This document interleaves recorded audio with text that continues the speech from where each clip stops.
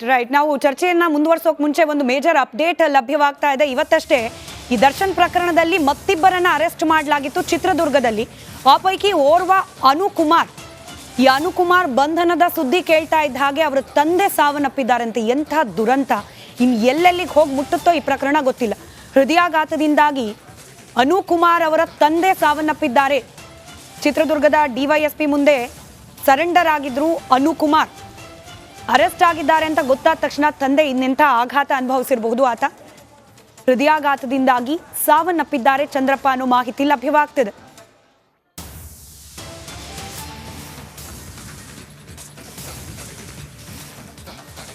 ಚಿತ್ರದುರ್ಗದ ರೇಣುಕಾಸ್ವಾಮಿ ಕೊಲೆ ಪ್ರಕರಣಕ್ಕೆ ಸಂಬಂಧಪಟ್ಟಂತೆ ನಟ ದರ್ಶನ್ ಆದಿಯಾಗಿ ಈಗ ಆಲ್ರೆಡಿ 13, 14, 15 ಆ ಸಂಖ್ಯೆ ಜಾಸ್ತಿ ಆಗ್ತಲೇ ಇದೆ. ಸಾಕಷ್ಟು ಮಂದಿ ಪೊಲೀಸರ ಕಸ್ಟಡಿಯಲ್ಲಿದ್ದಾರೆ. ಈ ಪೈಕಿ ತಾವಾಗೆ ಹೋಗಿ ಸರೆಂಡರ್ ಆದವರು ಅನುಕುಮಾರ್ ಅವ್ರ ತಂದೆ. ನೋಡಿ, ಫೋಟೋದಲ್ಲಿ ಗಮನಿಸ್ತಾ ಇದ್ದೀರಲ್ಲ ಚಂದ್ರಪ್ಪ. ಇದು ಅರೆಸ್ಟ್ ಆಗಿದ್ದಾನೆ ಅಂತ ಗೊತ್ತಾದ ತಕ್ಷಣ ಹೃದಯಾಘಾತದಿಂದಾಗಿ ಸಾವನ್ನಪ್ಪಿದ್ದಾರಂತೆ ಅನುಕುಮಾರ್ ಅವರ ತಂದೆ ಚಂದ್ರಪ್ಪ.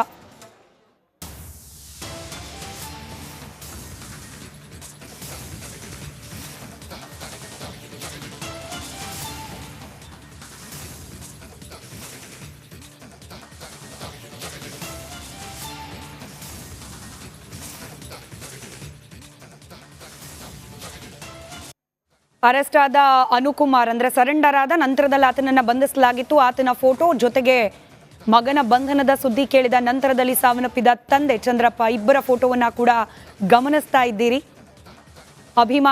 ಅಭಿಮಾನದ ಹೆಸರಲ್ಲಿ ಮಾಡುವ ಕೆಲವೊಂದಷ್ಟು ಕೃತ್ಯಗಳು ಯಾವೆಲ್ಲ ರೀತಿಯಲ್ಲಿ ಪರಿಣಾಮ ಬೀರಬಹುದು ಅನ್ನೋದಕ್ಕೆ ಇದೊಂದು ದೊಡ್ಡ ಪಾಠ. ಈ ಅನುಕುಮಾರ್ ಕೂಡ ದರ್ಶನ್ ಅವರ ಅಭಿಮಾನಿ. ನಡಿ ಈಗ ಶುರು ಮಾಡೋಣ.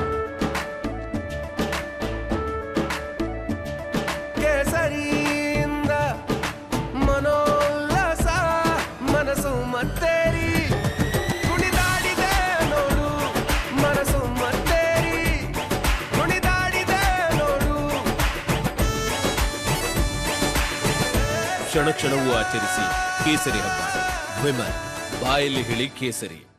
ಆ ಅಭಿಮಾನದಿಂದಲೇ ಕೃತ್ಯಕ್ಕೆ ಸಾಥ್ ನೀಡಿದ್ದಾನೋ ಅನುಮಾನ ಇದೆ. ಅದರ ಮೇಲೇನೆ ಅಂದ್ರೆ ಈ ರೀತಿಯಾದ ಕೃತ್ಯದಲ್ಲಿ ಭಾಗಿಯಾಗಿದ್ದೀನಿ ಅನ್ನೋ ಪಾಪ ಪ್ರಜ್ಞೆಯಿಂದಲೇ ಇವತ್ತಲ್ಲ ನಾಳೆ ತಗಲಾಕೊಳ್ಬಹುದು ಅನ್ನೋ ಭಯದಿಂದಲೇ ಈತ ಸರೆಂಡರ್ ಆದ ಅನ್ನೋ ಮಾತಿದೆ. ಮಗ ಹಿಂಗಾಗೋದ್ನಲ್ಲ ಅನ್ನೋ ಚಿಂತೆಯಲ್ಲಿ ಹೃದಯಾಘಾತಕ್ಕೆ ಒಳಗಾಗಿ ತಂದೆ ಸಾವನ್ನಪ್ಪಿದ್ದಾರೆ. ಬಹುಕೋಟಿ ಫ್ಯಾನ್ಸ್ಗಳು, ಬಹುಕೋಟಿ ಸೆಲೆಬ್ರಿಟಿಗಳು, ದರ್ಶನ್ ಅವರ ಸೆಲೆಬ್ರಿಟಿಗಳು, ದಯಮಾಡಿ ಈ ಸುದ್ದಿಯನ್ನ ನೆನಪಲ್ಲಿಟ್ಕೊಳ್ಳಿ, ಮರಿಬೇಡಿ.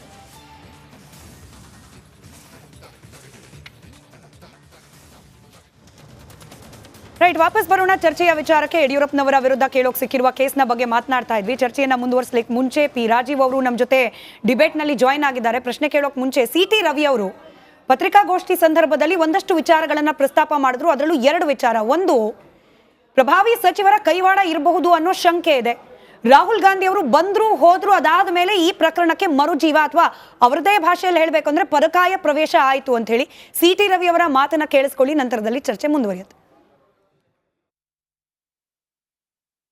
ಗೃಹ ಸಚಿವರೇ ಅವತ್ತು ಹೇಳಿದರು, ಮಾನ್ಯ ಯಡಿಯೂರಪ್ಪನವ್ರ ಮೇಲೆ ಪೋಕ್ಸೋ ಪ್ರಕರಣ ದಾಖಲಿಸಿದ್ದ ಮಹಿಳೆ ಹಲವಾರು ಜನ ಅಧಿಕಾರಿ ಜನಪ್ರತಿನಿಧಿಗಳ ಮೇಲೂ ಈ ರೀತಿ ಪ್ರಕರಣವನ್ನು ದಾಖಲಿಸಿದ್ದಾರೆ ಅನ್ನುವಂಥ ಮಾತನ್ನು ಅವರು ಹೇಳಿದರು. ಹಾಗಾಗಿ ಇದೆಲ್ಲ ನೋಡಿದಾಗ ನಮಗೆ ಅನುಮಾನ ಬರುತ್ತೆ. ಮತ್ತೊಬ್ಬ ಪ್ರಭಾವಿ ಸಚಿವರು ಇದಕ್ಕೆ ಮತ್ತೆ ಜೀವ ಕೊಡೋದಕ್ಕೆ ಕಾರಣ ಆಗಿದ್ದಾರೆ ಅಂತಕ್ಕಂಥ ಒಂದು ಇನ್ಫಾರ್ಮೇಷನ್ನು ಕೂಡ ಅಧಿಕಾರಿಗಳ ಮೂಲಕ ನಮಗೆ ಬಂದಿದೆ. ರಾಹುಲ್ ಗಾಂಧಿಯವರು ಕಟಕಟೆಗೆ ಬಂದ ನಂತರ ನೀವು ಈ ರೀತಿ ಕಾಂಗ್ರೆಸ್ ನಡ್ಕೊಳ್ತಿರೋದನ್ನು ನೋಡಿದಾಗ ನನಗೆ ಇಡೀ ನಡವಳಿಕೆ, ಸರ್ಕಾರದ ನಡವಳಿಕೆ ಅನುಮಾನವನ್ನು ಹುಟ್ಟುಹಾಕ್ತಾ ಇದೆ. ರೈಟ್, ಪಿ ರಾಜೀವ್ ಅವರು ಡಿಬೇಟ್ನ ಉದ್ದಕ್ಕೂ ಕೂಡ ನಮ್ಮ ಜೊತೆಯಲ್ಲಿ ಇರಲ್ಲ. 3-4 ನಿಮಿಷ, 1-2 ಕ್ವಿಕ್ ಪ್ರಶ್ನೆಗೆ. ಹಾಗಾಗಿ ಉಳಿದ 3 ಪ್ಯಾನಲಿಸ್ಟ್ಗಳಿಗೆ 3-4 ನಿಮಿಷಗಳ ಸಹನೆ ನಿಮ್ಮದು ನಮ್ಮ ಜೊತೆಯಲ್ಲಿ ಇರಲಿ ಅಂತ ಕೋರ್ತಾ. ರಾಜೀವ್ ಅವರೇ, ಸಿ.ಟಿ. ರವಿ ಅವರು ಒಂದು 2-3 ಗಂಭೀರ ಆರೋಪಗಳನ್ನು ಮಾಡಿದ್ರು. ಒಂದು, ಪ್ರಭಾವಿ ಸಚಿವರ ಕೈವಾಡ ಇದೆ. ಎರಡನೇದು, ಪರಮೇಶ್ವರ್ ಅವರು ಗೃಹ ಸಚಿವರು ಉಲ್ಟಾ ಹೊಡೆದಿದ್ದಾರೆ. ಇದೆಲ್ಲ ಗಮನಿಸಿದಾಗ ರಾಜಕೀಯ ಷಡ್ಯಂತರ ಅನ್ನೋದು ಗೊತ್ತಾಗ್ತಾ ಇದೆ. ರಾಹುಲ್ ಗಾಂಧಿ ಅವರು ಬಂದು ಹೋದ ಮೇಲೇನೆ ಈ ಷಡ್ಯಂತರ ಸ್ವರೂಪವನ್ನು ಪಡೆದುಕೊಳ್ತು ಅಂತ. ನಾನು ಪ್ರಶ್ನೆ ಕೇಳೋಲ್ಲ, ಇದಕ್ಕೆ ನಿಮ್ಮ ಮುಂದುವರೆದ ಭಾಗದ ಎಕ್ಸ್ಪ್ಲನೇಷನ್ ಬೇಕು. ಮೇಡಮ್ ನಮಸ್ಕಾರ. ರಿಪಬ್ಲಿಕ್ ಟಿವಿ ಈ ವಿಷಯವನ್ನ ಚರ್ಚೆಗೆ ಎತ್ಕೊಂಡಿದೆ. ಮೊದಲನೇದಾಗಿ ನಾನು ಹೇಳುವಂಥದ್ದು, ಕಾನೂನು ಮತ್ತೆ ಸುವ್ಯವಸ್ಥೆ, ಪೊಲೀಸ್ ಠಾಣೆಗಳು, ಇನ್ವೆಸ್ಟಿಗೇಷನ್ ಏಜೆನ್ಸಿ ಇವೆಲ್ಲವೂ ಕೂಡ ಸಂವಿಧಾನಾತ್ಮಕ ಸಂಸ್ಥೆಗಳು. ಸರ್ಕಾರಗಳು ಇದು ಇರುತ್ತೆ, ಇನ್ನೊಂದು ಬರುತ್ತೆ ಹೋಗತ್ತೆ, ಇವೆಲ್ಲವೂ ಸಹಜ ಪ್ರಕ್ರಿಯೆಗಳು. ಆದ್ರೆ ಜನಸಾಮಾನ್ಯರಿಗೆ ಪೊಲೀಸ್ ಕಾರ್ಯವಿಧಾನದ ಬಗ್ಗೆ, ಪೊಲೀಸ್ ಪಡೆಯ ಬಗ್ಗೆ, ಈ ವ್ಯವಸ್ಥೆಯ ಬಗ್ಗೆ ವಿಶ್ವಾಸ ಇರುವಂತೆ ಈ ಸಂಸ್ಥೆಗಳು ನಡೆದುಕೊಳ್ಳಬೇಕಾಗಿದ್ದು ಬಹಳ ತೀರಾ ಅವಶ್ಯಕ ಅಂತ ಹೇಳಿ ನಾನು ಭಾವಿಸ್ತೇನೆ. ಸನ್ಮಾನ್ಯ ಯಡಿಯೂರಪ್ಪನವರ ಪ್ರಕರಣಕ್ಕೆ ನಾನು ಬರೋದಾದ್ರೆ, ಮೊದಲನೇದಾಗಿ ಆಗ್ಲೇ ಒಬ್ರು ಮಾತನಾಡ್ತಾ ಇದ್ರು, ನಾನು ಅವರ ಮಾತನ್ನ ಕೇಳಿಸ್ಕೊಂಡೆ.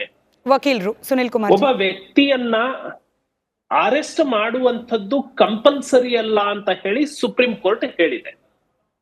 ಯಾವ ಸಂದರ್ಭದಲ್ಲಿ ಅರೆಸ್ಟ್ ಮಾಡಬೇಕು ಅಂದ್ರೆ, ಒಬ್ಬ ವ್ಯಕ್ತಿ ಸಾಕ್ಷ್ಯ ನಾಶ ಮಾಡುವಂತಹ ಸಂದರ್ಭವನ್ನ ಹೊಂದಿದ್ರೆ, ತನಿಖೆಯ ಮೇಲೆ ಪ್ರಭಾವವನ್ನ ಬೀರಿ ತನಿಖೆಯ ದಾರಿಯನ್ನ ತಪ್ಪಿಸುವಂತಹ ಸ್ಥಿತಿಯಲ್ಲಿ ಇದ್ದರೆ, ಅಥವಾ ಆತ ಪರಾರಿಯಾಗುವಂತಹ ಸಂದರ್ಭಗಳು ಇದ್ದರೆ, ಆಗ ಮಾತ್ರ ಆತನನ್ನ ಅರೆಸ್ಟ್ ಮಾಡಬೇಕು ಸಾರಿ ಟು ಅನ್ನುವಂಥ. ಇಂಟರಪ್ಟ್, ಇದು 3 ಇದೆ ಅಂತ ಹೇಳಿ ವಾದ ಮಂಡಿಸಿದ್ರು, ಇದು 3 ಆಗಿದೆ ಅಂತ ಹೇಳಿ ಎಜಿ ವಾದ ಮಂಡಿಸಿದ್ರು.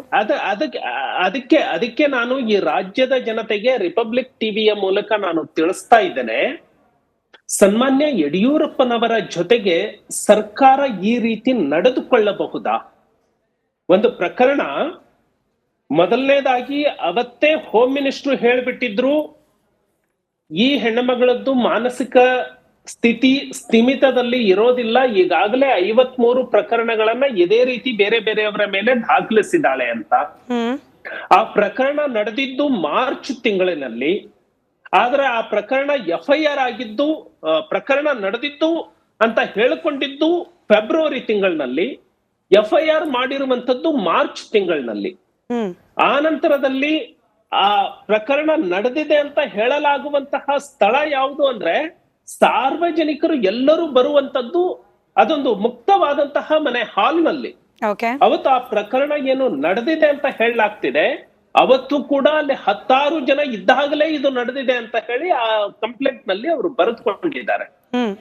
ಇವು ಎಲ್ಲವೂ ಮೇಲ್ನೋಟಕ್ಕೆ ಇರುವಾಗ, ಹ್ಯಾಬಿಚುವಲ್ ಬಿಹೇವಿಯರ್ ಅವರದ್ದು ಇದೆ, ಅವರ ವರ್ತನೆನೇ ಈ ರೀತಿ ಮೇಲಿಂದ ಮೇಲೆ ಬೇರೆಯವರ ಮೇಲೆ ಕಂಪ್ಲೇಂಟ್ ಕೊಡ್ತಾರೆ ಅಂತ ಹೇಳ್ಕೊಳ್ಳುವಾಗ, ಒಂದು 81 ವಯಸ್ಸಿನ ಮುತ್ಸದ್ದಿ ರಾಜಕಾರಣಿ, ಮಾಜಿ ಮುಖ್ಯಮಂತ್ರಿ ಅವರನ್ನ ನಡೆಸಿಕೊಳ್ಳುವಂತಹ ವಿಧಾನ ಇದು ಸರಿ ಅಂತ ಹೇಳಿ ಅನ್ಸತ್ತಾ?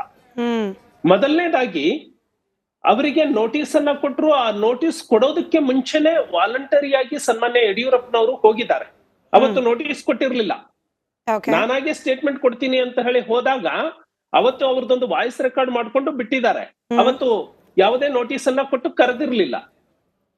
ಮೊನ್ನೆ ದಿನ ರಾಹುಲ್ ಗಾಂಧಿ ಅವರು ಕೋರ್ಟಿಗೆ ಬಂದು ಹೋದ್ರು. ಕೋರ್ಟಿಗೆ ಬಂದು ಹೋದ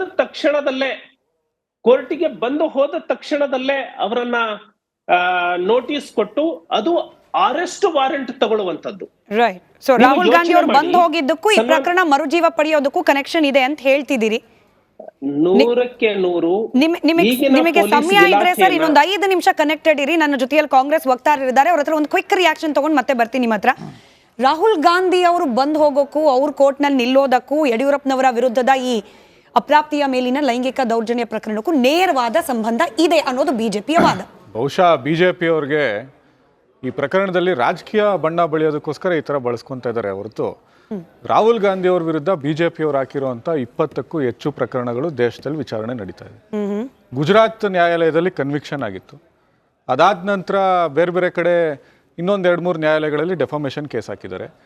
ನಮ್ಮ ರಾಜ್ಯದಲ್ಲಿ ನಾವು ಕೂಡ ಬಿಜೆಪಿಯವ್ರ ಮೇಲೆ ಡೆಫಾಮೇಷನ್ ಕೇಸನ್ನು ಹಾಕಿದ್ದೀವಿ.